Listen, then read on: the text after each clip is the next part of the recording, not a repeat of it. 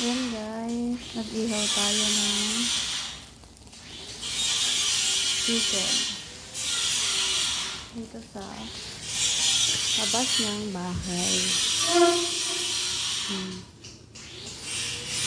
Medyo maingay ngayon kasi may gumagawa.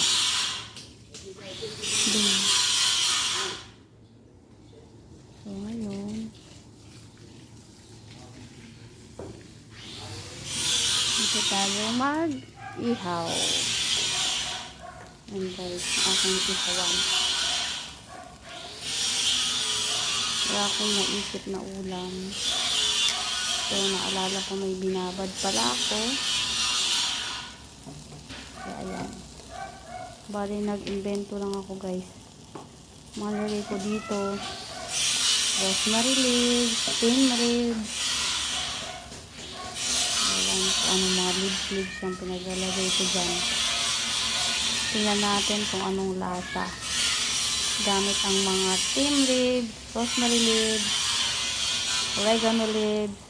Yan. Bahala na sa experiment yung mga leaves guys. Tingnan natin kung anong kinalabasan. Ang lasa ng mga dahong pinagsama-sama ko. Ayan, konti pa guys.